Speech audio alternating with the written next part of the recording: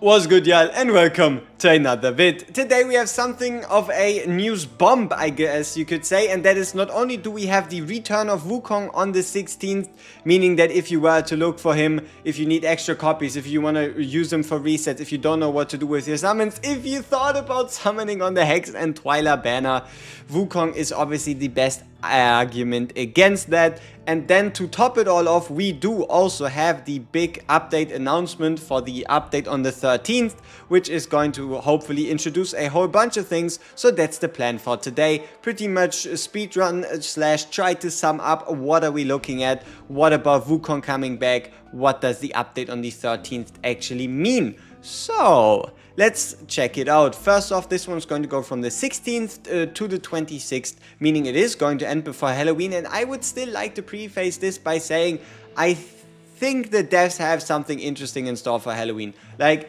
there is no way we're not going to get anything nice, anything sweet, anything on the level of like a limited unit.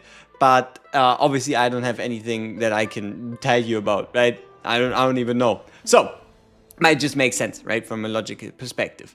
So we're going to get the Great Sages Saga, which should be the same Wukong event that we had back when he launched, I believe, during Christmas last year. And yeah, it should just be the ability for us to play a bunch of stages, fight some bosses, get these Dragon Jades, allow them to change them into an event store, get more items, low spec inspect, available to like upgrade your units. Here we're going to get, yeah, legendary skill crystals, psychic powers, rare summoning crystals, huge stamina potion, gold, ancient summoning crystals, recasting hammers, shards, a Infernal sign-in where you can log in from the 16th to the 26th, my fault, and then you're going to get the rare summoning crystals and the hero emote choice bundle, monkey versus goblin, should be whack-a-mole against goblins, bounty challenges, should just again be extra rewards, be it diamonds, currency, and the like. Lucky roulette is just going to be do your dailies, get some extra rewards alongside of it.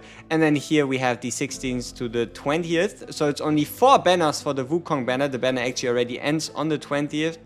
And it's going to be 200 summons to guarantee yourself Wukong, with obviously Selkith being Some Wukong is guaranteed within 200 regardless of any other legendary heroes you acquire, but that still means if you pull Wukong early before the 200, you're not getting an additional copy on the 200.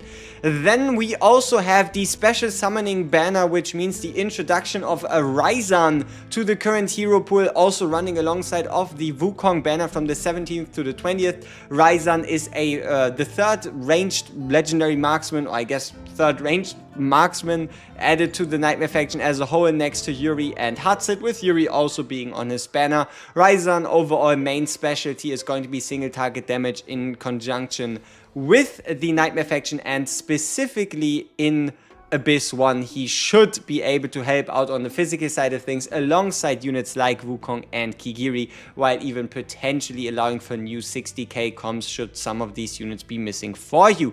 Then we also have the 18th to the 20th, which is the introduction of the Raiga and Canelian banner, as well as, well, obviously them talking about the new hero RAIZAN being available. So there's a bunch of banners and some nice information, though still I believe Halloween might just be even more crucial. Now that we have this out of the way, hopefully as fast as possible, let's check out these decidedly massive-ish looking patch notes, and we're going to start off with a bug fix where attacks would occur or behave abnormally for Araka. So Araka bug fix, Melvira bug fix, Melric buff. Skill adjustments, extra skill Rune of Deception. In Morik's Halls of Illusion, when the ultimate is cast, 1 additional Wizard's Rune is granted to one ally with the highest attack on the battlefield.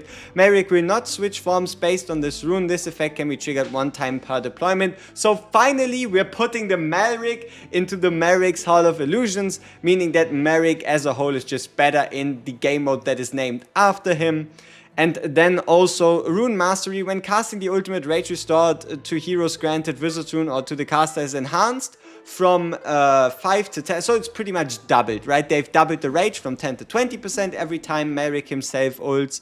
Then when casting the ultimate, he gains also double the attack but it's only 3 times, so the ceiling before was 25%, whereas the ceiling now is 30%, though you do reach that ceiling faster, you scale faster. The A1 is now a 100% chance to inflict Winter's Bite, which might just be very, very nasty for GVG and could come in clutch in the upcoming Morix Hall of Illusions platform stage, I guess you could call it that. Then we have the bug fixes where rage would be incorrectly stored. Alright, sure.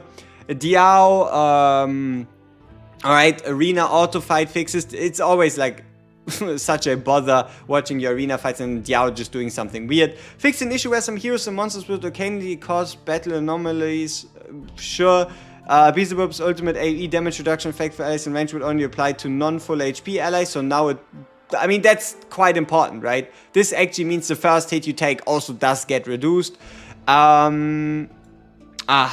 Tacticians would slow down game speed when using skills while under control effects. Interesting. Drake's Chasm drop adjustments. In a boss chest from Drake's Chasm, Nightmare 3 and above chest that previously could drop unpolished legendary soulstones will now also drop the shards unpolished legendary soulstones, and they can be assembled. Though, as far as I can see, for details please see system notice Drake's Chasm drop adjustment. Okay, let's see if we can get anything more on how many you're going to need.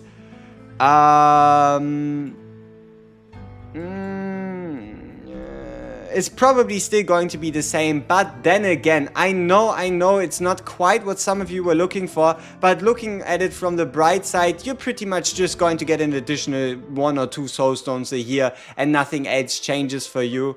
So yeah, I mean, I do understand the outrage, but I also don't get it as much, right? Because at the end of the day, it's free stuff. It's not like it actually takes a drop away from your chest.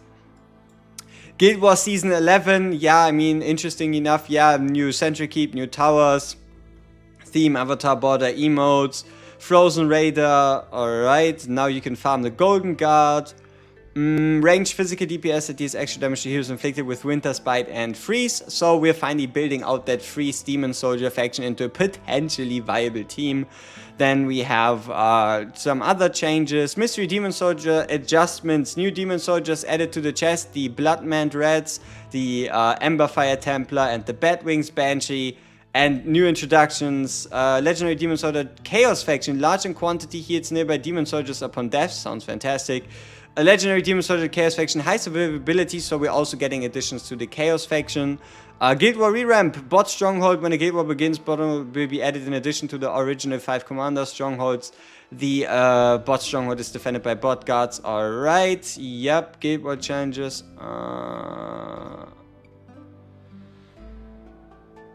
Okay. I mean, is that just like a text that you can have like your weaker members do that aren't strong enough to attack anybody that they're facing? Alright, Titanic runes. We're now getting a Matrix 1 Zerbis. Unlocked after guild defeats Samra Apocalypse 2. Can be challenged twice per week. Does not share the same attempts with Apocalypse 1 and 2. And yeah, we have on Matrix 1, we have a time limit instead of the unlimited duration, so it doesn't make a difference if you can survive infinitely. The fight ends at a certain point. And you need to make 1 team of physical and 1 team of magical heroes. It's an AoE challenge. The question is, did they change anything, or is it going to be heavily overtuned? Pretty much see this as the way Abyss 1 dropped and then nobody was really able to get 60k. And now this is also going to be the case when nobody really gets the highest rewards, but just at like the base level, it's going to be more rewards for everybody. But yeah, AoE DPS, it's the first endgame AoE DPS content that we've ever seen since the launch of the game, besides, I guess, Gear Raid 1.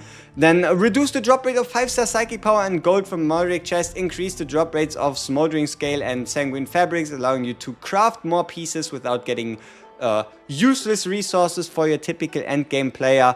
The stage countdown extended for 180 seconds, new faction trial star rewards, fixed some display bugs and storage, status indicators, Consecutive augmentation feature. Okay, so pretty much you can now common and advanced augment, and it's only going to stop when it hit like the maximum value. So if you have like 1,000 of them, you could just let it run and come back after an hour and see if you hit or didn't hit the maximum value. Commanders who newly unlock demon soldiers can claim 1 complete each of demon soldiers for Commanders who have already unlocked will receive compensation via mail starting from the 10/20/25. Dwarven Association Awaken shop will offer 1 additional legendary heals.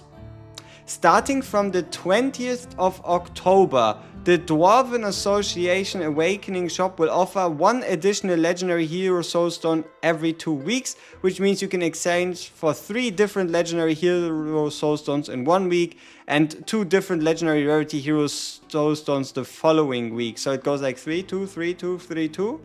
Ultimate Hero Pack, the rewards from Arrival of Heroes Ultimate Leaderboard now include additional legendary heroes, which is pretty important. Alright, I hope I was able to break this down as fast as possible without this ballooning into like a 40-minute video, and I hope you were able to take something away from this. At the most, be careful with your summons. Try to enjoy the changes to Abyss, Abyss and Guild Boss 1, and try to give Guild Boss 2 a fair shot and see if it completely crushes your soul, but it is free rewards at the end of the day. Peace!